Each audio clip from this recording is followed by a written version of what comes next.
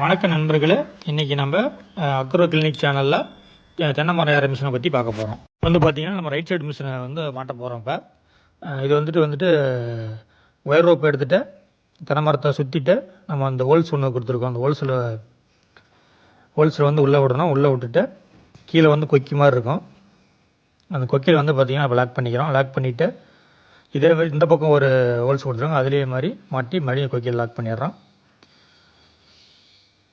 Lock பண்ணிவிட்டு கீழே புட்ரெஸ்ட்டை இழுத்து அட்ஜஸ்ட் பண்ணுற டைப்பில் தான் இருக்கும். நம்ம லூஸில் தான் எப்பயுமே வச்சுருக்கணும். அதை மேலே ஏறிட்டு தான் நம்ம டைட் பண்ணுற மாதிரி இருக்கும். அதே மாதிரி இப்போ லெஃப்ட் சைடு மிஷின் எடுத்துட்டோம். லெஃப்ட் சைடு மிஷின் எடுத்துகிட்டு மரத்தில் 2 பக்கம் போட்டு அந்த ஹோல்ஸில் உள்ளே விட்டு லாக் பண்ணிக்கிறோம்.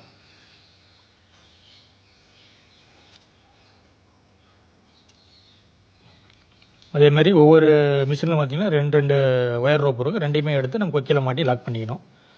லாக் பண்ணிவிட்டு புட்ரெஸ்ட்டை இப்போ அட்ஜஸ்ட் பண்ணுறோம். நம்ம வேணுங்கிற அளவுக்கு அட்ஜஸ்ட் பண்ணி லூஸில் நாம் மேலே எப்போயுமே புட்ரெஸ்ட் ஏறும்போது லூஸில் தான் வச்சுருக்கணும்.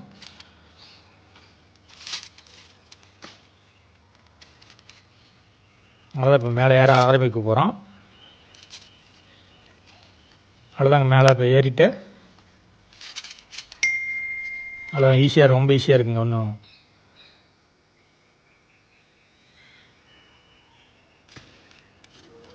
இல்லை, வாக்கிங் நடக்கிற மாதிரி தான் மேலே ஏறிடலாம், ஒன்றும் பிரச்சனை இல்லை.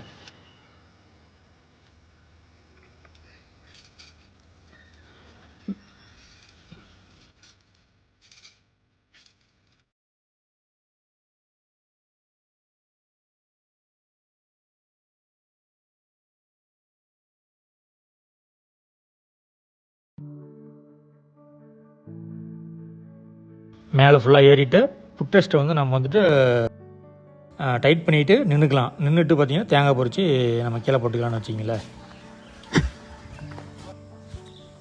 இதனால் பார்த்தீங்கன்னா இப்போ நம்ம ஒரு மரத்துக்கு நம்மளுக்கு 40 ரூபா மீதி ஆகுதுங்க. நம்ம இது வெளியில் நம்ம போய் ஆள் தேடத்தாலும் நம்ம எப்போ ஃப்ரீயாக இருக்குமோ அப்போ ஏறி நாமளே தேங்காய் பறிச்சிக்கலாங்க. இது பார்த்தீங்கன்னா நம்ம தோட்டத்தில் பார்த்தீங்கன்னா ஒரு 300 மரம் இருக்குதுங்க.